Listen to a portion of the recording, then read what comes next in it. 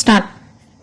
Mr. Vice Chairman, Sir, through this proclamation, we are discussing the problem of a very important unit of this country, where the President's rule has been promulgated.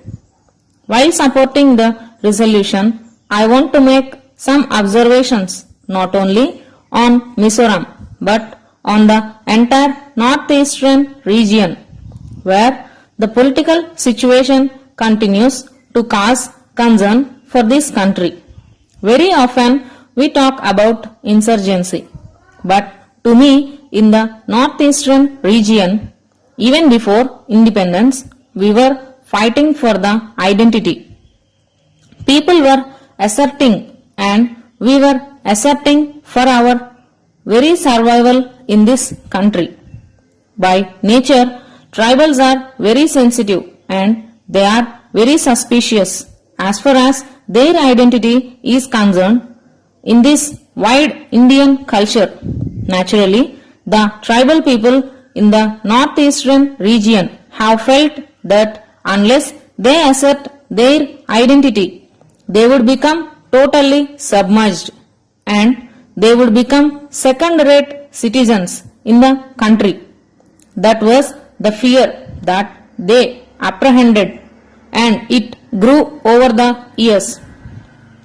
Another moment, I don't call it insurgency, was a political movement in Nagaland by which they had adopted a policy of non-violence, peaceful approach to the solution of the problem. But when they were pushed to the wall, they had to take up arms and they never called themselves Naga army. They called themselves safeguards. It was a part of the undivided Assam. Because of the police action, they had to defend themselves and gradually it has developed into a political movement and they had to take up arms to defend themselves, to protect themselves, to protect the village. In this way, this kind of political movement continued not only in Nagaland but also in other parts of the northeastern region. This was followed by Mizoram, then again Manipur, and today this malady has been spread to Assam also. So, don't take it only from the point of view of insurgency. I would urge this august house that the feelings and aspirations, the longings of these tribals in the northeastern region have got something to do with their survival, for their existence. May I state here that in Nagaland, though it is a small state, it is a small tribe, we have our own history, we have our own political background, and it was no other leader than late Pandit Jawaharlal Nehru who recognized the identity of the Nagaland, and it was Pandit Nehru who gave that political identity to Naga people.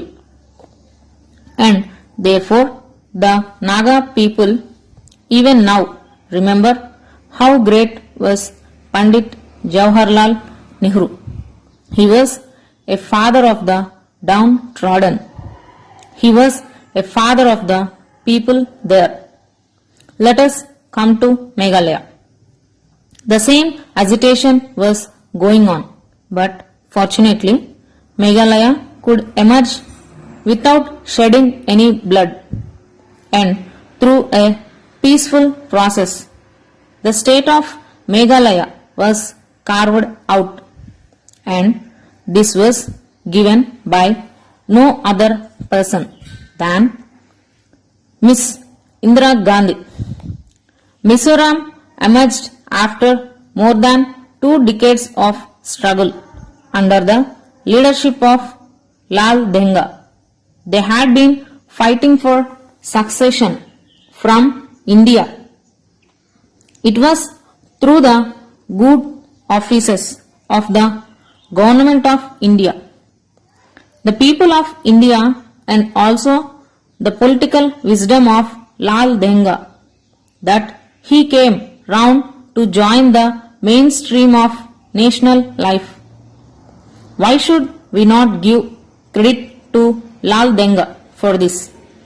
It was he who took the step that we should be a part and parcel of the Indian Union. Shall we not give him the credit? So, I would request the honorable members not to utter any uncharitable words against Lal Denga just because there is President's rule there. Whether President's rule is there or the elected government is there, Lal Denga is also there. How could he come to power after the last election? I would remind this august house that the tribal people are very considerate. It was Mr. Lal Denga who highlighted or projected the Mizos in the eyes of the people of India and the world. Mizo people are proud people, very hard-working people, and they know what is best for them. Therefore, when this accord was signed, the Mizo intellectuals and the Mizo people said, why not give chance to our leader, Mr. Lal Denga? He fought for us. He lived in difficult conditions for us, and they brought him to power. His party was given the mandate by the people. But, sir, administration of guerrilla people is quite different from a normal administration. In a guerrilla warfare, in a guerrilla movement, there is might, there is the destiny of any individual, the fate of an individual, the fate of an organization. But in a normal administration, where we have to function under the Constitution of India, we have to be governed by normal rules and regulations and procedures.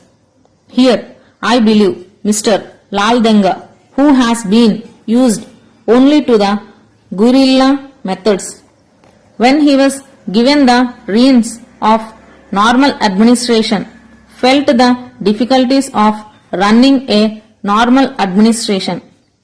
He could not satisfy not only his MLAs, his partymen, but also his followers, because one can promise heaven, one can promise the sun and the moon, but in actual implementation, one cannot satisfy the feelings, the aspirations and the urges of all the people who follow him when he was leading a political movement.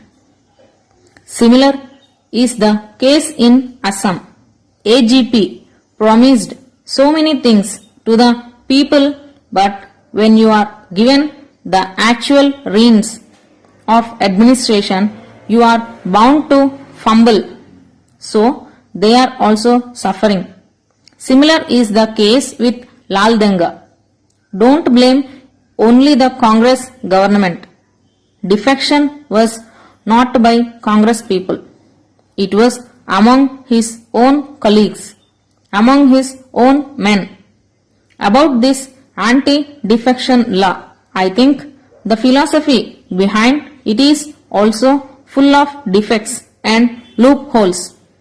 When an individual is killed, we call it murder.